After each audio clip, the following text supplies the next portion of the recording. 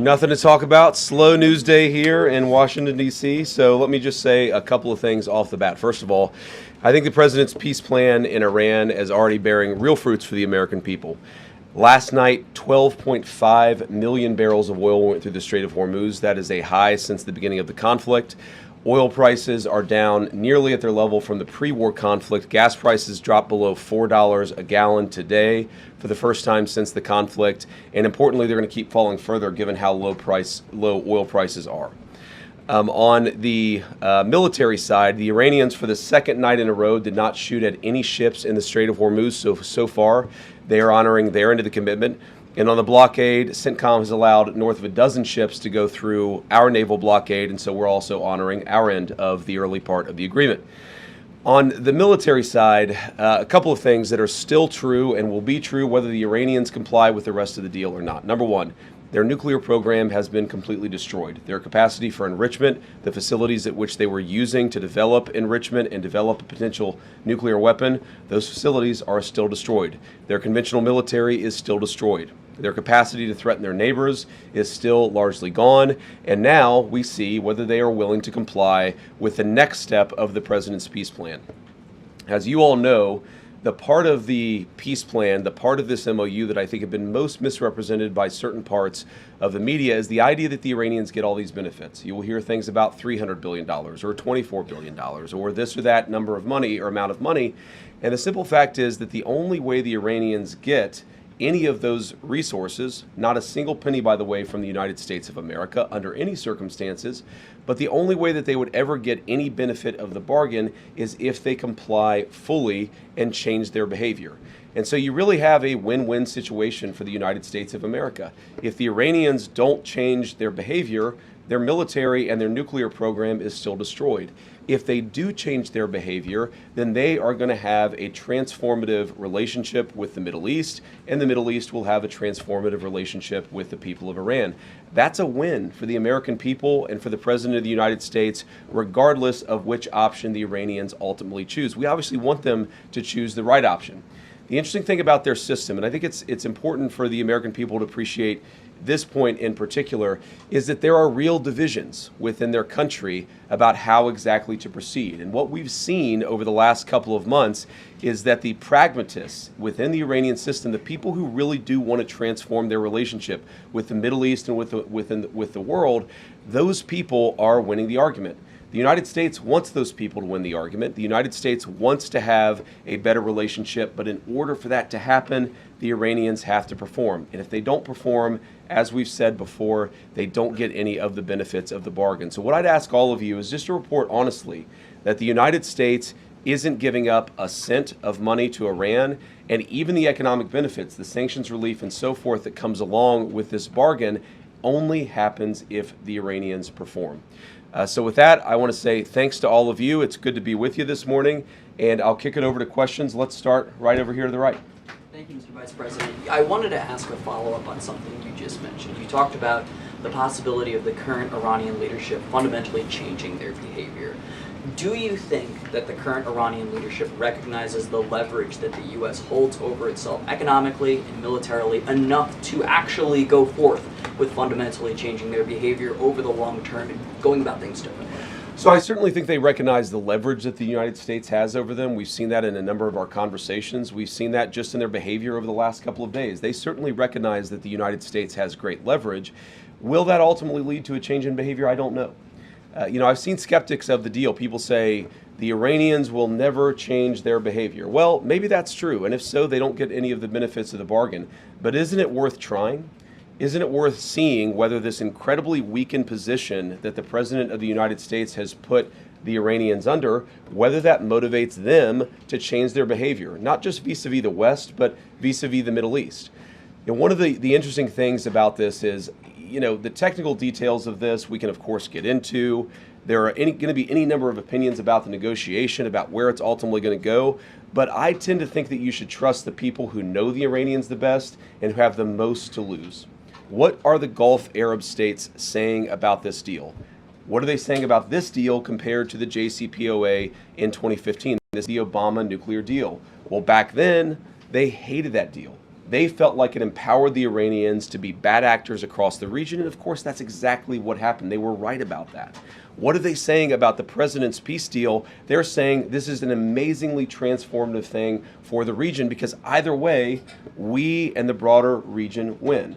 Iran is weakened, their nuclear program destroyed, their economy in desperate straits, and if they change their behavior, big things are going to happen for Iran and for the world. If they don't, no skin off our backs. Either way, we win, and that's the way the president has set up this deal and this negotiation. Thank you, Mr. Vice Yep. President.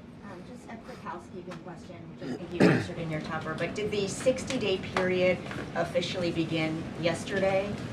I would say the 60-day period officially started today. It was signed late, and it may have even been signed technically, because of the time shift. I think it's signed technically today, Iran time. So yes, the deal started yesterday. We're going to start the 60-day clock today. Go ahead. Can you help us understand President Trump's shift on his stance for Iran's ballistic missile program? Initially, it was a key objective to dismantle it. Yesterday, he said it would only be fair if they had some, if the countries around Iran also had some. So when and why did that change? And will the final agreement have any restrictions on these missiles? So we destroyed a substantial number of their ballistic missiles and their ballistic missile launchers themselves. It's not just the bullets, but it's the actual gun. And that's what we were extremely effective at in destroying during the last 3 months of the campaign. All the president said yesterday is that, of course, countries don't give up the right of self-defense. Israel doesn't give up the right of self-defense if Hezbollah fires rockets or drones at Israel. The Iranians don't give up the right of self-defense in their country, but we do expect that as part of the final deal, they are not going to be able to build the kind of missiles that can broadly threaten the entire world. And that's what the President of the United States said yesterday. And look, I mean, it's very simple. You can't tell a country, whether Israel or Iran, they're not allowed to have any self-defense. That's not what the president has asked. That's not what the president has requested. But as part of the final deal, what we want to see is Iran not funding regional instability, funding regional terrorism, and of course trying to rebuild their nuclear weapons program. That's the main thing. The nuclear weapons program is destroyed. It is gone. If the Iranians decided tomorrow to build a nuclear weapon, they simply don't have the capacity in order to do that. What we're trying to ensure is they don't rebuild that capacity, not just a year from now, 2 years from now, but many, many years from now, so that our children never have to worry about a state sponsor of terrorism having a nuclear weapon. Thank you, Mr. Vice President. You were just saying that you're hoping this deal would prevent Iran in the future from getting a nuclear weapon. But from what's been put out there of the MOU, I'm curious, how does the MOU reflect that in the future Iran will not in fact get a nuclear weapon? What's stopping them from down the road, to your point, rebuilding and restarting from where we were pre the war? Well, number one, they would have to get a lot of money in order to rebuild their nuclear program. You're talking about billions and billions of nuclear infrastructure that the United States destroyed. In order for them to rebuild that program, they would have to get a lot of money. And we have them in an economic chokehold right now that we're not going to release until they fundamentally change their behavior. What would that look like? That would mean a real inspections regime. That would mean a real enforcement regime. As the MOU contemplates, that would mean the destruction of their enriched stockpile. All of these things are the sorts of steps you're going to take if you're serious about ending your nuclear weapons program. And that, again, is why I go back to this fundamental trade that's built into the deal. They need money to do anything. Their economy is in absolute dire straits. But in order for them to get any integration into the world economy, they're going to have to show us and verify for us that they are changing their behavior. And that's why the deal is set up in the way that it is. Go ahead. President Trump said yesterday that he was going to blame you if the talks with Iran go sideways. Are you worried that he's going to make you the fall guy? No, not at all. I mean, I think the president was joking, but as he often does. But no, I think, look, the entire team has worked very well on this, and we've got this thing to a very good place for the American people. Now, I have seen some progressive criticisms of me personally saying, what experience does the Vice President of the United States have with hostile, high-stakes negotiations? And I would point those progressive critics to the fact that just 2 days ago, I spent over an hour on The View. So I actually have great experience in very hostile negotiations, and I've used that. I mean, look, Joy Behar is way tougher than the Iranians, and she and I are best friends now. So we're going to get to a good place here. We're going to get to a good place. We're already at a good place. It's just a question of whether we can really get the icing on the top of fundamentally transforming Iran's relationship with the world. Go ahead. Thank you. A couple of just timing questions. How soon, as the MOU lays out, can Iran start selling any of its oil that has sort of been impounded, right, with the blockade? And two, can you sort of explain the Lebanon component to the MOU and how that front works and the enforceability of it? Yeah, so the Lebanon component, this is about regional peace, right? This is about regional peace. And what that means is we expect Hezbollah is not going to be firing rockets and firing drones at the Israelis. And we also expect that the Israelis are not going to be going wild in Lebanon, right? Both sides have to honor their end of the deal. Now, as you guys know, sometimes these ceasefires are a little messy. The President of the United States said this a couple of weeks ago, that a ceasefire in that region of the world just means they're shooting a little bit less at each other than they were before. What you've seen is radical progress in Lebanon, less shooting, less firing, but you're still going to have these little flare-ups from time to time, and that's just the sort of thing that we're going to have to manage through the diplomatic process. Secretary Rubio's been sort of the person on point. It's actually worked out extraordinarily well because we do have substantially less shooting, but it's going to be something we have to manage. And eventually what we want to see is the Lebanese government, the elected representatives of the people of Lebanon, who are able to police southern Lebanon so that Hezbollah is not taking over the country, the Israelis are not threatened, and then consequently the Israelis are not attacking southern Lebanon or Beirut either. That's the plan there. You asked about the Iranian oil. Look, one of the interesting things that you've seen is that the Iranians have been completely unable to sell oil, not because of sanctions, but because of the blockade. Fundamentally, the thing that we have done here, the original, what we give, what they give, is that we said we're going to lift the blockade, we're going to allow you to sell some of your oil, and they're going to open the Strait of Hormuz. We see that process starting to work already. It's going to take a little time before it picks up fully, but that's where we are today. Go ahead. Thank you, Mr. Vice President. The MOU, just on the Strait, the MOU guarantees these 60 days of toll-free passage, but after that it has, of course, led to a regional dialogue with Oman and Iran deciding the future governance of the Strait.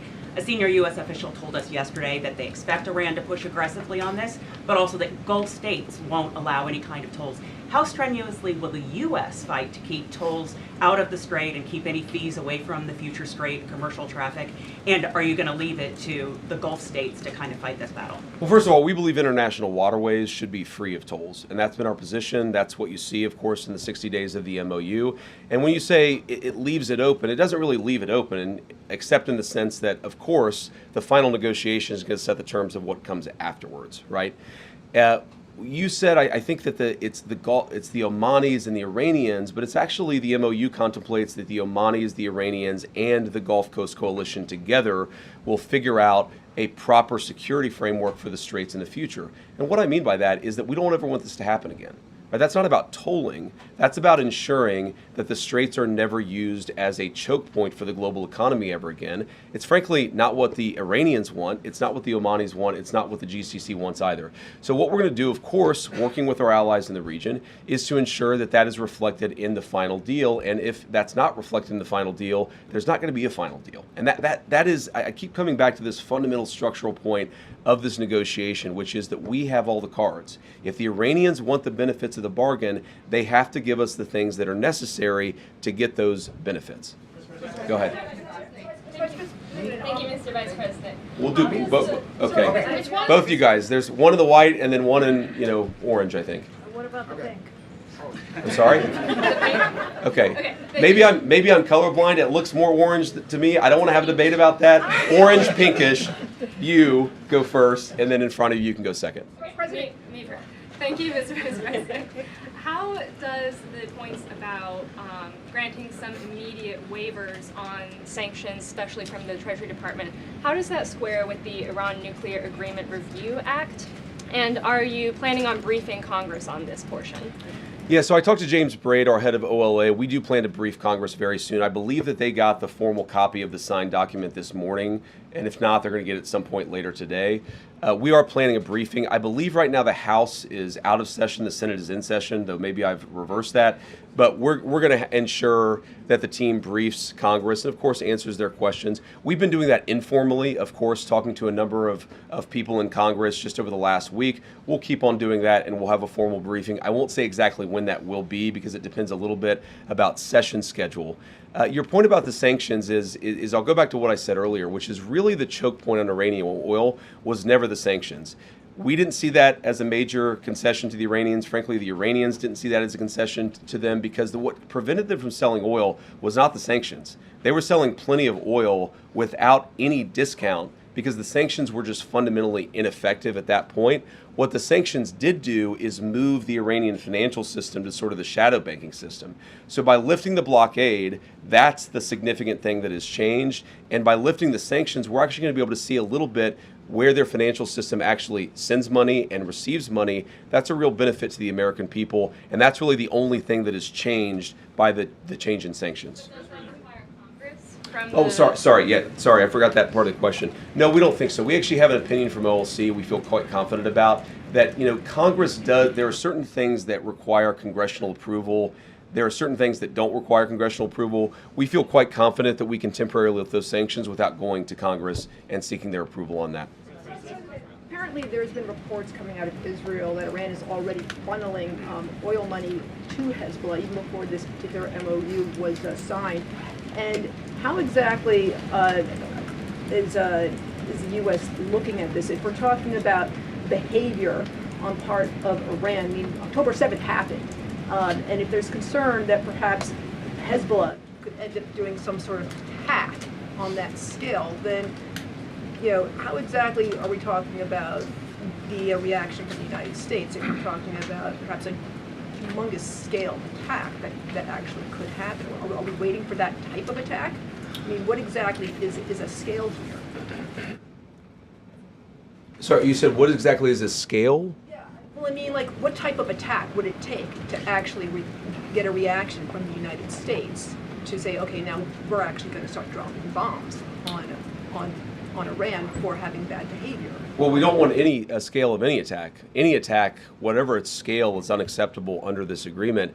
Now, you asked the question saying that oil money was flowing to Hezbollah before the MOU was signed, and it's one of the reasons why we are actually engaged in this process is to ensure that no money is flowing to Hezbollah. So it's interesting where people will say that the MOU is bad because the MOU produces consequences that were actually happening well before the MOU was signed. That's not a reflection on the MOU. That's a reflection of why we need the MOU to ensure that we have the regional peace and stability that we need. Now, what I would say to some of the critics of the deal that I've heard that will say, well, Iran's going to get all this benefit. I'll repeat what I've said, and I'm probably going to have to repeat it a number of times, is what is the benefit that the Iranians get that they didn't have before? And the answer is nothing. They don't get anything unless they change their behavior. If they change their behavior, that is a thing to celebrate. That's going to transform the Middle East for a generation. If they don't change their behavior, they don't get the benefit of the bargain. And I think, I got to be honest, I think fundamentally this idea that, and it's a misrepresentation of the MOU, this idea that the Iranians get all these benefits before the deal is actually consummated. The idea that they get benefits before they change their behavior is fundamentally a talking point that is issued by people who want the conflict to continue indefinitely, despite the fact that that's not good for the American people and it's not good for the region. Way in the back. All the way back in the red. Thank you so much, Mr. Vice President. Kara from Mr. Lindell Vice TV. President. Red here, you mean? Are you red? We'll do, okay, sorry. Thank you. I'm wearing bright red. So many today. people are wearing red. You can go first. Kara, right? Thank you, Kara. Okay, Thank and then you. next after that. Okay, great. Could you highlight the major differences between this deal and President Obama's deal in 2015 and why the administration believes that this deal is superior? And second, Mr. Vice President, President Trump has been vocal lately about his disapproval for Bibi Netanyahu's attacks on Lebanon. Has the administration spoken to Bibi Netanyahu directly about the president's concerns recently, and what is the feedback from Israel? Yeah, so we speak to Bibi or speak to somebody in the Israeli government, just as we speak to the Gulf Coast Coalition, our regional partners, pretty much every day, at least at some high level of our government. Look, the president's been very clear. He does not withdraw from Israel. No one could withdraw from another country the right of self-defense. Israel has the right to defend itself. But fundamentally, the Israelis, just like everybody else, have to respect this peace process that is fundamentally good for them and good for the entire region. What the president has grown frustrated sometimes is that we seem to be right on the cusp of a major breakthrough in the agreement, and then all of a sudden there's a major explosion that goes off in a civilian population center in Beirut, and a lot of people who have nothing to do with Hezbollah lose their lives. That's not acceptable. That's the sort of thing that we've asked for closer coordination so that we ensure it doesn't happen. And our message to the Israelis, just as our message to everybody else, is fundamentally, we want this peace process to be good for you. We do not want Hezbollah attacking Israel, but in order to ensure that that happens, we have got to actually build the kind of regional framework that can cut off the money to Hezbollah, cut off Iranian support for Hezbollah, and also ensure that Lebanon's territorial sovereignty is respected by all parties. And the difference between the two agreements. So first of all, the two big differences are not even in the substance of the deal itself, but something I said earlier are, number one, the Gulf Coast Coalition loves this deal because they think that it makes Iran weaker. They hated the Obama deal because they thought that it made Iran stronger. They know more about this, and they have more to lose than anybody, including the United States of America, so I trust their judgment. The second thing is where the deal came from. You have to remember, in 2015, Iran had built a sophisticated nuclear weapons program with a nuclear weapons stockpile. So the perspective that we came at as the United States was, you already have a really nice nuclear program, we're going to bribe you with American money in order to stop it. Our perspective and where we're coming at it is, we already destroyed your nuclear program. And so if you promise and show verifiable pathways to not rebuild it, then we're willing to give you some sanctions relief and things like that. So it's a fundamentally different perspective. Now, there are all these substantive differences as well. The Obama nuclear deal allowed enrichment. Ours will not. The Obama deal allowed the accumulation of stockpiled weapons-grade material. Ours is actually leading to the destruction of that stockpile of enriched material. So there are many differences. The Obama deal gave them over $1 billion of American money. This deal gives them $0 of American money. So a lot of substantive differences, but I think the most important differences are where we're coming at it from a position of strength and the fact that our Gulf Coast partners love this deal. No, sorry. I said the other, all the way in the back. Thank you. Margaret with the Daily Wire. The president has said that if Iran doesn't behave themselves, we're going to resume military action. So what is the red line for what Iran can do before they cross that red line and we do resume military action? Well, it's going to be a holistic approach where we look at their behavior. Are they funding terrorism? Are they leading to attacks of other people? Are they trying to get centrifuges to redevelop their nuclear weapons program? There are all these questions that we're going to ask about whether they've actually changed their behavior. Do they allow the inspectors in as they have promised that they would do, or do they refuse to allow those inspectors in? A whole host of things we're going to see. We're working towards a very successful resolution of this process. But again, it takes two to tango. And what the president's just saying is that we maintain economic, diplomatic, and military leverage that nobody else in the world has. So if the Iranians want to change, great. We're going to help them. If they don't change, we still got all the cards. Thank you. Yeah. Oh, sorry. In the blue jacket. Yep. This one right here. This one right here, Mr. Vice President. That's a Navy jacket.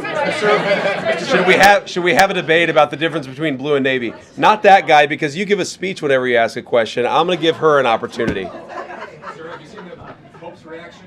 Hold on. There's been a lot of frustration among Guys, you're speaking over the person who's asking the question. There's been a lot of frustrations with Americans, particularly about the gas prices. You touted the fact that they're coming down. The president has gone on True Social touting this.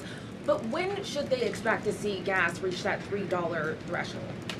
Well, I'm not an economist, and I think even the economists would get this wrong, but the fact that you've seen gas come down about 65 cents a gallon on the national average, and the fact that you see oil prices that are basically close to where they were at the very beginning of the conflict, I think you're going to see a substantial reduction in gas prices. I'm not going to predict the exact price.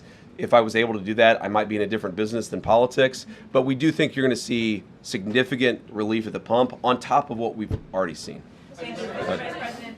You keep saying that Iran will only reap economic rewards if they comply and change their behavior. But under this deal, they are being allowed now to sell their oil freely. Again, how is that not a financial benefit? And they're being allowed to do that without making any new concrete nuclear commitments. So can you explain how is that not lopsided?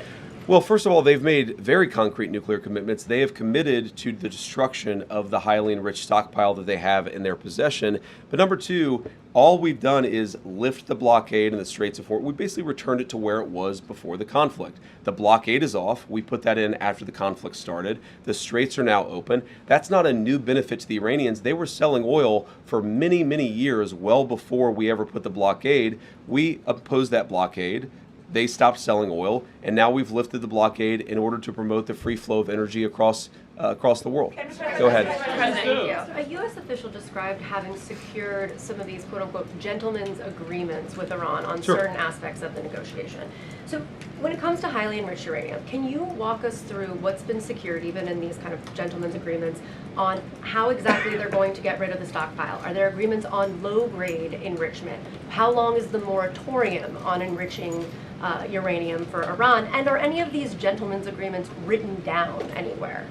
So some of them are written down, but fundamentally, whether they're written down or spoken, this is why we structured the deal that we did, because we don't trust words. We trust action, and we trust conduct. And so we're going to reward conduct, and we're not going to reward any words, whether they're written on a sheet of paper or not. There's a lot of discussion, the MOU, the gentleman's agreements, the final deal. Words don't matter, ladies and gentlemen. We're about verification. And so what we're going to do is to say, if they do the things that they have promised to do, they have promised not to enrich. They have promised that they would allow inspectors in to destroy that highly enriched stockpile, and then of course it's not usable anymore, you take it somewhere else. They promised a number of things, and that's why the deal contemplates a number of benefits if they do those things. But it doesn't do anything if they don't actually meet those promises. Go ahead. Follow up on that, sir. Go ahead. If they don't follow through with their commitment, will the U.S. go back to imposing sanctions and the blockade, or does Iran get to keep some of the concessions that it has already secured? Well, first of all, the sanctions are still on with the exception of the oil sanctions, which I talked about were no longer effective. The purpose of the oil sanctions is to drive down how much Iran is charging for a price for a barrel of oil.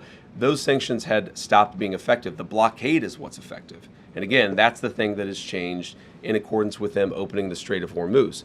No sanctions will come off unless they perform the benefit of the bargain, and every sanction will come back on. Like hypothetically, let's say 2 years down the road, they've done what we need to see on the nuclear program, and we release the sanctions as the deal contemplates. Then they decide they're going to start rebuilding the nuclear program. Then, of course, those sanctions are going to come back on. And that's why it's really kind of like a dial.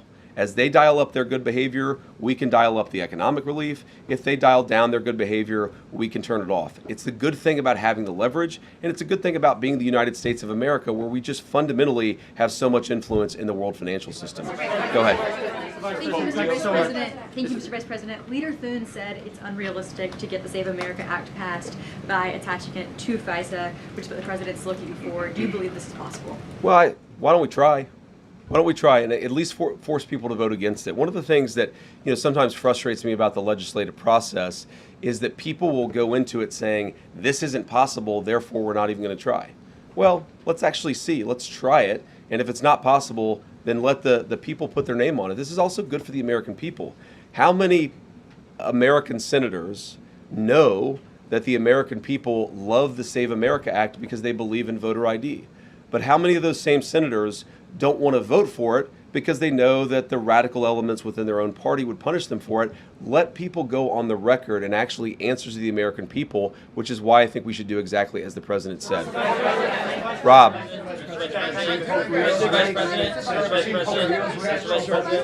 Rob. Thank you very much.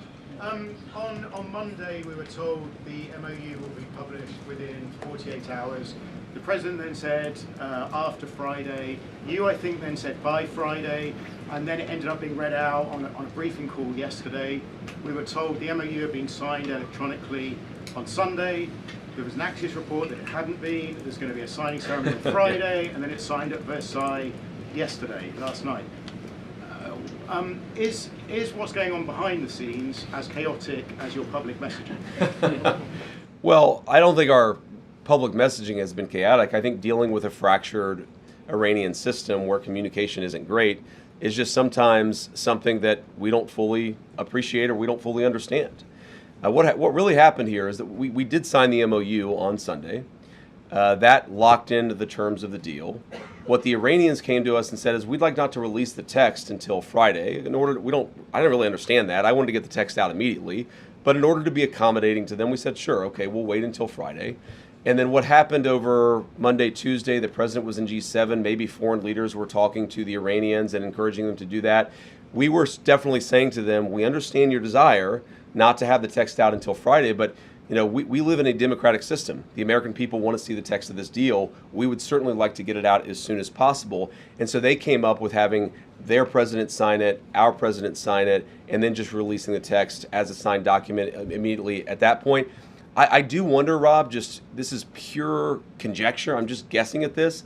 I wonder if part of it is that they wanted to have a Persian translation, a Farsi translation that they felt good about. And then, of course, once they translate it into Farsi, our State Department has to confirm that the Farsi translation matches the meaning of the English.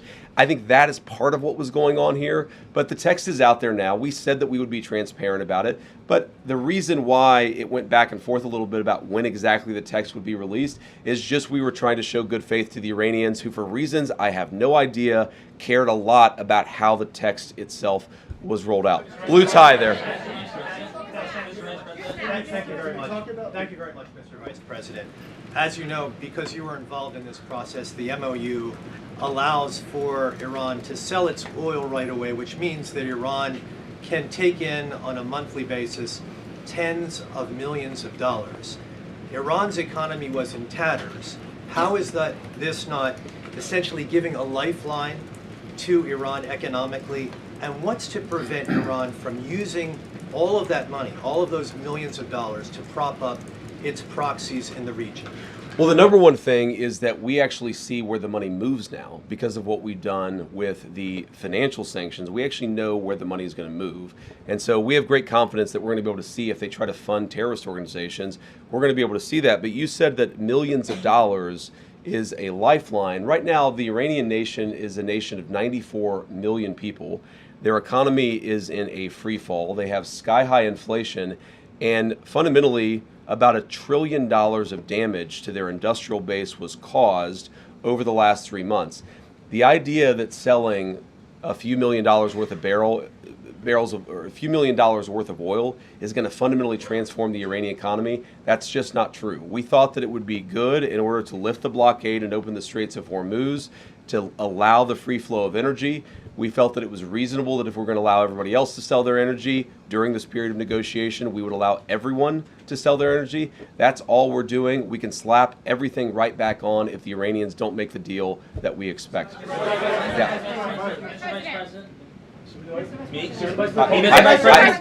one. Yeah. Guys, how about both of you?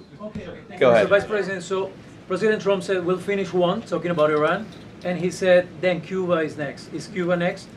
And also on Colombia, Mr. Vice President, he has mentioned Colombia 3 times this week. Why is it so important, the election day in Colombia, for President Trump? You guys have to ask Marco about Cuba. That's not... Look, our view, go ahead in a second, but let me just actually answer this guy's question. Fundamentally in Cuba, it is a system that hasn't worked.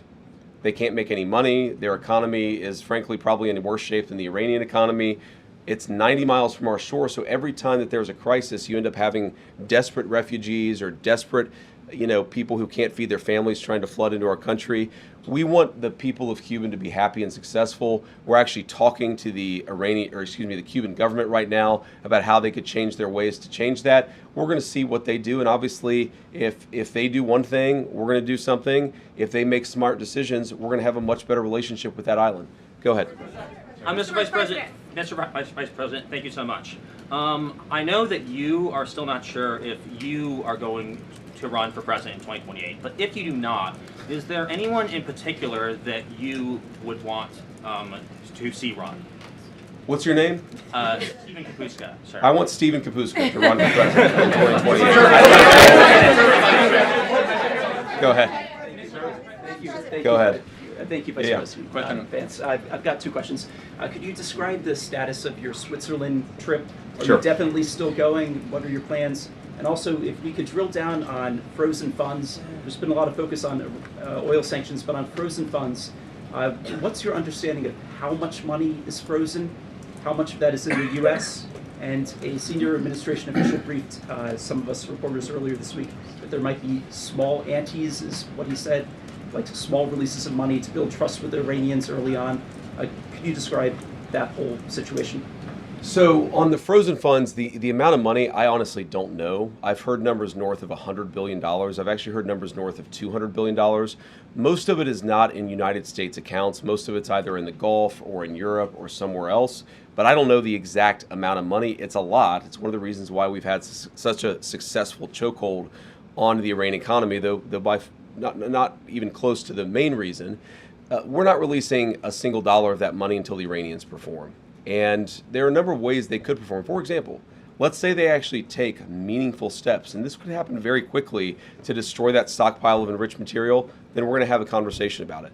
But they have to perform. I've seen some reports, I don't know where this came from, that the Qataris had released billions of dollars in Iranian assets. That's just not true. It would be impossible for the Qataris to do that without our buy-in, and certainly without us seeing it. So a lot of this reporting is just fundamentally wrong. They don't get a dollar of unfrozen assets, their money, not our money, but they don't get a dollar of unfrozen assets until they actually perform under the deal. You asked about Switzerland. Our plan is to go to Switzerland. I don't know exactly when. The way that we're setting up this technical negotiation is that obviously you're going to have the political leadership involved. Excuse me. We're going to have people on the ground actually driving the technical talks, the nuclear talks. How do you destroy this highly enriched uranium? All that stuff. That you really just have to get into the nitty gritty on. So, I plan to go to Switzerland. Exactly when, we think these technical negotiations are going to start sometime this weekend. That's still the plan, but that could change because it's not an easy country, Iran, to get out of. And so we're trying to figure out exactly when that's going to happen. I suspect this weekend, but I'm not sure. You're not going tomorrow to Switzerland. I may. It just depends on exactly when the Iranians can get there. We're trying to figure that out as we speak. But again, I suspect it will happen this weekend. We're going to find out exactly whenever the coming days. Go ahead, babe. Well, thank you so much, Mr. Vice President. Just two questions for you. To follow up on an earlier question, Secretary Rubio said in March that the goal of this war was to, quote, to eliminate the threat of Iran's short-range ballistic missiles. You just said earlier that the military program is destroyed. U.S. intelligence estimates that Iran still retains roughly 70% of its pre-war ballistic and cruise missile stockpile. So when did the administration decide to abandon that part of the original mission? And then just second as well, moving forward, are you leading the U.S. team moving forward in terms of the negotiations? How involved will you be? Yeah, so I'm certainly planning to lead the U.S. negotiating team. But on the first question, you talked about an intelligence report that was anonymously leaked to a reporter, that was not with context, and that frankly is not accurate. What has changed about the Iranian ballistics missile program is it matters much less the number of missiles they have, the number of bullets. What matters much more is the number of launchers they have, and importantly, the teams on the ground that have the capacity to launch those missiles. Their ability to launch missiles has been substantially degraded. Is it zero? No, but it's substantially degraded, and in that sense, we haven't abandoned the mission. We've accomplished that particular part of the mission. If you look at the Gulf Arab allies, and obviously the Israelis who faced a lot, the two of them together faced a brunt of these missile attacks, each of them feels substantially safer today from the Iranian missile threat than they did before. Obviously, that is something that we would like to continue. All the president said yesterday is that you can't expect any country to give up its right of self-defense. You have to have parity, and that's what the president of the United States was talking about. Go ahead. No, guys. Yeah. Leo's reaction to the MOU, the Memorandum of Understanding. I have it. What did he say? All right, okay. Well, I'll give you the The short MOU, version. Sir. Yeah, sorry. Okay. He said. Go ahead. After you. I'll give you the short version. All right. He says he welcomes the agreement between the U.S. and Iran. He says it hopes it will help strengthen mutual trust, security, and stability in the Middle East. And he also hopes that it's truly a solution to the war and that the war is really over. What do you say to the Pope, sir? My response to that is praise Jesus. I'm glad that the Pope has positive things to say about our MOU. I think that the Pope is fundamentally accurate, and it's going to be good for the entire world, but we got to keep working at it to make sure that the Iranians honor the commitments that they've made. And then yes, you in front. Go ahead. Guys, the thing is, there's so many people in here. I could say the red tie, and then 9 of you start shouting at us. The burgundy tie.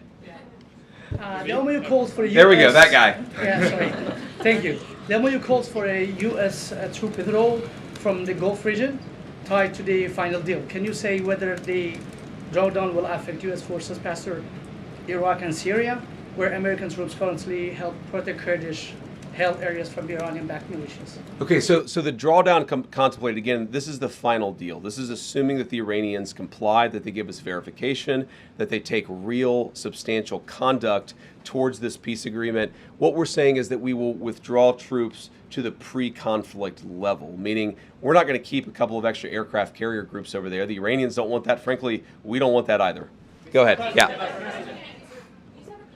Not going to be funding that $300 billion fund. Who exactly is funding that? Is that private companies? And I also noticed that your voice is hoarse. Are you sick? Have you been using your voice a lot? Well, I've been on a bit of a book tour the past couple of days, but I can't promote my book here in the White House press briefing room. I had a cold about a week ago. That and talking a lot about this deal and talking a lot about the book, I'm definitely a little bit hoarse.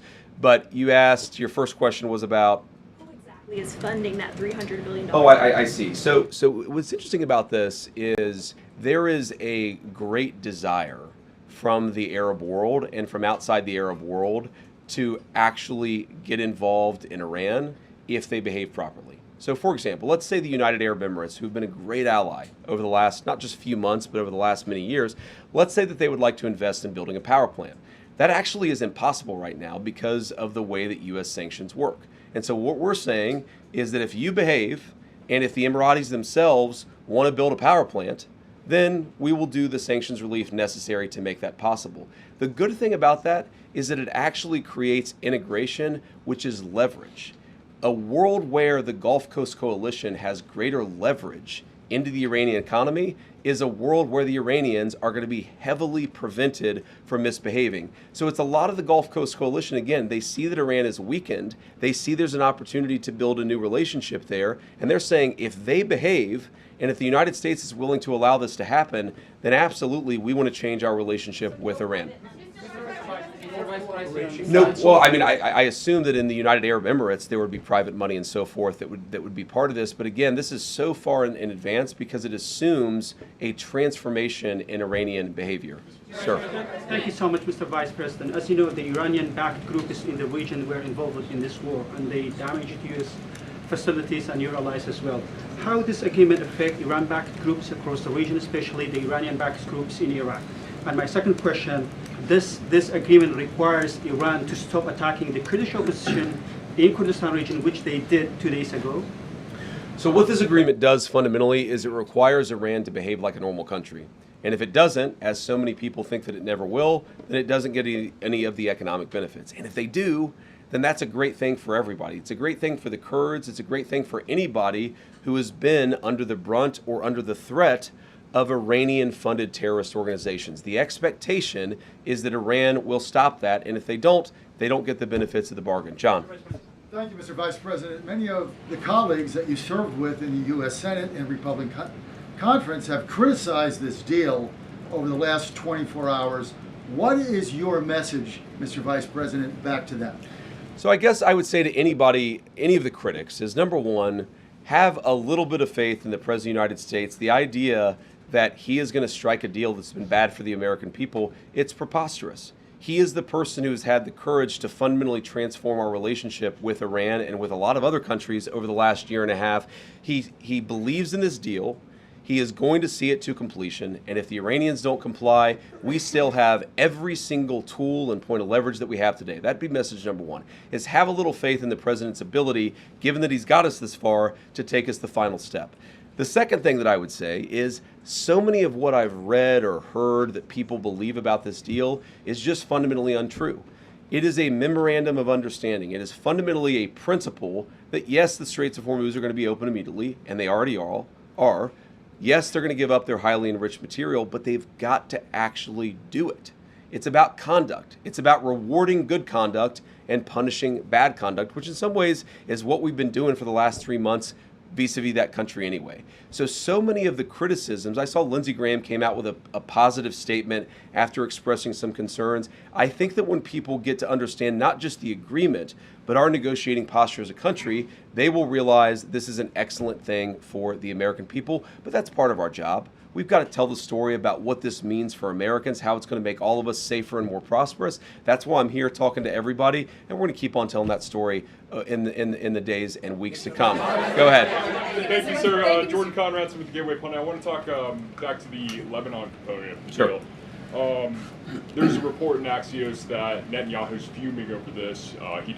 Israel doesn't feel bound to the MOU as it relates to Lebanon. If, as you mentioned, your frustration with Israel striking in Beirut, hitting apartment buildings, if that continues, could it torpedo the deal? And what would the U.S.'s response be to a broader war in Lebanon involving Israel and Hezbollah? Yeah, well, I don't want to get into hypotheticals that could torpedo the deal, because I think the president's expectation is that all of our friends, the Israelis, the Arabs in the region, we're going to work together and actually see this deal to completion. Now, I saw the Axios report, that Netanyahu is fuming. That's not reflective of the conversations that I've had with him, but maybe he's saying something to somebody else that he's not saying to me. What I will say, and this does bother me, is that you've seen people within Bibi's cabinet who have come out and attacked the deal, and in some ways very personally attacked the President of the United States. And I guess my message to them would be twofold. Number one, Donald J. Trump is the only head of state in the entire world who is sympathetic to the nation of Israel at this moment in time. And he happens to be the head of state of the world's superpower. If I was in the cabinet of the Israeli government, I might not be attacking the only powerful ally that I have anywhere left in the entire world. And the second message I would give to some of those cabinet members, Bibi, to his credit, has not gone down this path, but to some of these cabinet members in Israel who are attacking the President of the United States, the other thing that I would say is that over the last 3 months, 2/3 of the defensive weapons that have protected your homeland have been built by American hands and paid for by American tax dollars. The problem for Israel is not Donald J. Trump. And anybody in Israel who thinks their biggest problem is the President of the United States needs to wake up and smell the reality of the situation that country is in. Thank you all. All right. Good morning, everybody. Nothing to talk about. Slow news day here in Washington, D.C. So let me just say a couple of things off the bat.